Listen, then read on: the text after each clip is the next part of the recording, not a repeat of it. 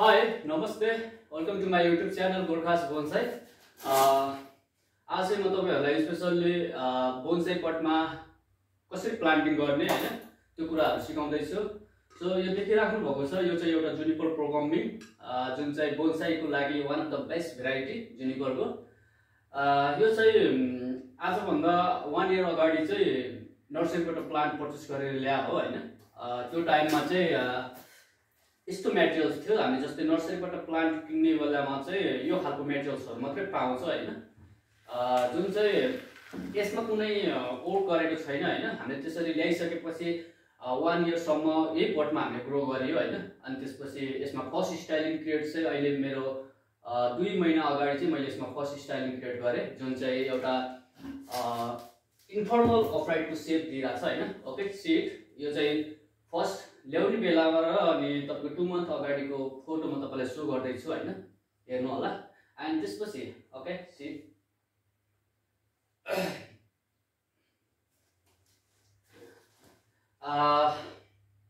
अनि त्यसपछि हामीले यसमा फर्स्ट स्टाइलिङ क्रिएट गरियो हैन। अनि आफ्टर 2 मन्थ पछि र अहिलेको टाइमसम्ममा चाहिँ यसको न्यू बर्डहरु स्टार्ट भइसक्यो। अनि एप्याकहरु पनि अलिअलि कम्प्लिट हुँदै छ हैन। अब यसलाई चाहिँ म बोन्साई पटमा फिक्स गर्छु आज चाहिँ। ओके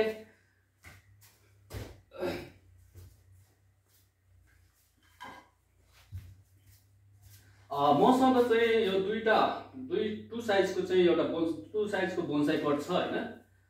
जुन चाहिँ म आफूले क्रिएट बनाएको हो हैन। जस्तै बोन्साईको लागि पट सिलेक्सन पनि वान अफ द बेस्ट भनौं न। पट सिलेक्सन गर्नु पनि बोन्साईको लागि धेरै राम्रो हुन्छ हैन। पट सिलेक्सन कसरी गर्ने हामीले प्लान्ट अनुसार आफ्नो रुख अनुसारको पट सिलेक्सन गर्नुपर्ने हुन्छ है। त्यो पनि याद गर्नु होला। सो तपाईहरुलाई के लाग्छ यो दुईटा पटमा यो दुईटा पट जस्तै यो छ हैन। यो ट्री सँग यो पट म्याच गर्छ कि जस्तै यो पट म्याच गर्छ हैन। त्यो पनि तपाईहरुले कमेन्टमा भन्नु होला। सो मलाई लाग्छ कि यो जुन मेरो इन्फर्मल अफराइट छ हैन यसको लागि मलाई यो ओभल टाइपको पट चाहिँ वान अफ द मलाई बेस्ट लागिराछ हैन। सो मलाई यो पटमा यो जुन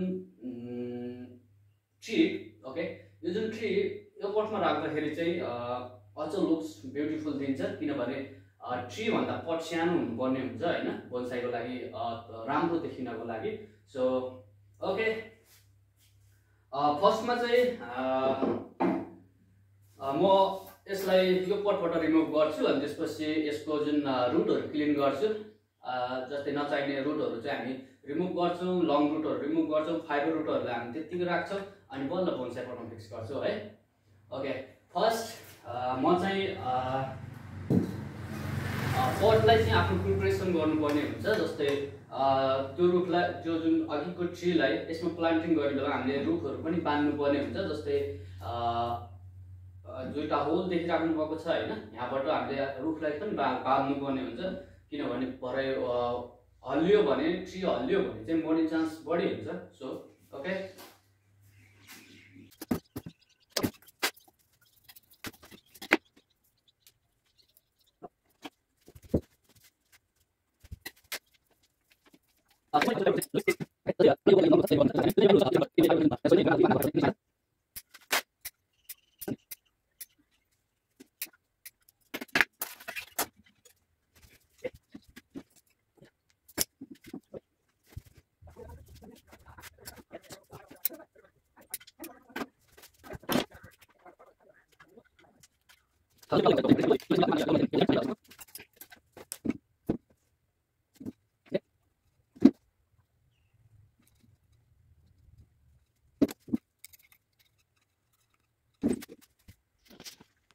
ओके जुन चाहिँ हामीले यसको जुन रुट क्लिनिङहरु पनि सबै थोक गरियो हैन। अनि त्यसपछि पट पनि प्रिपरेसन भयो, रुट क्लिनिङ पनि भयो हैन। अब यसलाई चाहिँ म यसमा फिक्स गर्छु हैन। फर्स्ट फिक्स गर्नु भन्दा पहिला चाहिँ तपाईहरुलाई म बोन्साई सोइलको बारेमा केही कुराहरु भन्छु हैन। जुन चाहिँ यो मेरो बोन्साई सोइल हो। फोटो हेर्न सक्नुहुन्छ। म भिडियो पनि थोरै भिडियो पनि तपाईहरुलाई लगाउँछु।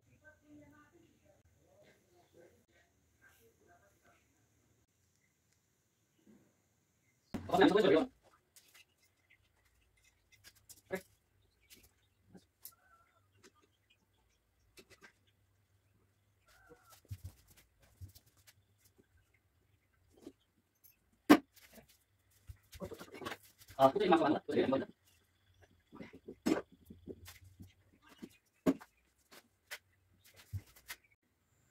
चाहिँ पटमा चाहिँ हामीले एट्याच गरियो हैन, अनि रुखलाई पनि राम्रोसँग टाइटली बाँधियो बाँध्यो भने चाहिँ हल्लिँदैन हैन, जुन चाहिँ मेन रुटको काम गर्छ।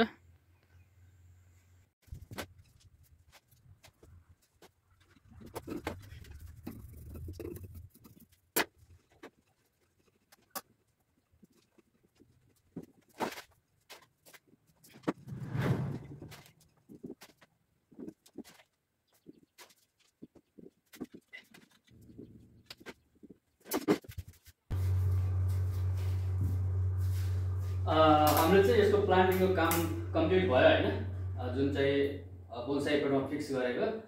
जुन सुरुको जुन हाम्रो ट्रेनिङ पर्थ्यो त्यसमा भन्दा पनि बोन्साई पटमा राखेपछि चाहिँ प्लान्ट अझ एक्ट्र्याक्सन अझै राम्रो देखिन्छ हैन। अब चाहिँ यसलाई फर्स्ट हामीले सोइलहरू सबै थोक भइसक्यो हैन। अब यसलाई वाटरिङ गर्नुपर्ने हुन्छ। वाटरिङको बारेमा पनि तपाईँहरू फर्स्टचोटि वाटरिङ गर्ने बेलामा धेरै कुराहरूमा ध्यान दिनुपर्ने हुन्छ।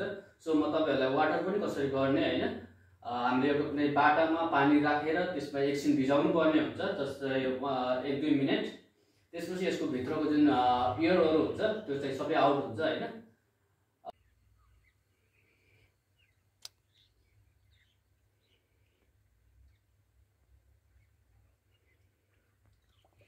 यसरी राख्दाखेरि चाहिँ यो जुन एयर पकेट चाहिँ जुन पटमा भएको एयर पकेटहरू जस्तै सोइलमा भएको चाहिँ यसरी निस्किन्छ हैन। हामी एकछिनसम्म यसलाई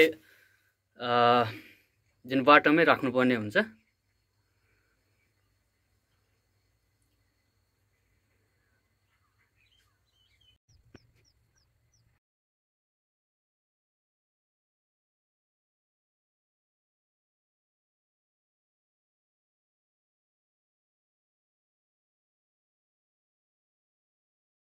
फाइनली सबै काम सकियो। हामीले बोन्साई पटमा पनि फिक्स गरियो, माथिबाट जुन मसले कभर गरेर यो ग्रिन नेचुरल पनि बनाइयो हैन। यसलाई चाहिँ अब हामीले वाटरिङ मात्रै दिनुपर्ने हुन्छ, अनि रिपोर्टिङ चाहिँ आफ्टर 1-2 इयर्ससम्म चाहिँ यही पटमा हामीले ग्रो गर्दा पनि हुन्छ हैन। लिक्विड फर्टिलाइजर चाहिँ टाइममा दियो भने। यसको जुन अहिले चाहिँ यो पटमा चाहिँ हामीले कलर पेन्ट नगरेको भएर चाहिँ अलिकति अझ नराम्रो देखिरहेछ हैन, पटमा कलर नगरेको भएर। पटमा कलर चाहिँ हामी पछि गर्नेछौँ। अहिले चाहिँ यति काम चाहिँ कम्प्लिट भयो हैन।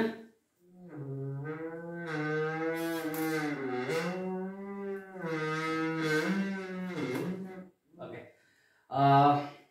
लास्टमा तपाईँहरूलाई के भन्न चाहन्छु भने जुन कुराहरू मैले जानिरहेको छु हैन, जुन कुराहरू मैले सिकेको छु त्यो कुराहरू चाहिँ म युट्युबबाट चाहिँ तपाईँहरूलाई सिकाउन खोजिरहेको छु हैन। भिडियो जस्तो हुन्छ भिडियो बिस्तारै राम्रो बनाउने कोसिस पनि गर्दैछु हैन। तपाईँहरूले चाहिँ मेरो युट्युब च्यानललाई सपोर्ट गरिदिनु पर्यो, अनि युट्युब च्यानल सब्सक्राइब पनि गरिदिनु न हैन। हेरिसकेपछि सब्सक्राइब गरिदिनु, अनि नेपालमा चाहिँ बोन्साई डेभलप गर्नको लागि चाहिँ मलाई धेरै सहयोग गर्नु होला। म चाहिँ नेक्स्ट भिडियो लिएर आउने छु। त्यो भिडियोमा चाहिँ जुन जुनिपरलाई स्टाइलिङ कसरी गर्ने हैन, त्यो चाहिँ म फर्स्ट यस्तो मेटेरियलहरूलाई चाहिँ यस्तो कसरी बनाउने हैन, स्टाइलिङ वायरिङको बारेमा चाहिँ म नेक्स्ट भिडियोमा चाहिँ अपलोड गर्नेछु। सो सब्सक्राइब गरिदिनु। Okay, bye bye, take care, have a nice day, see you next time, bye by.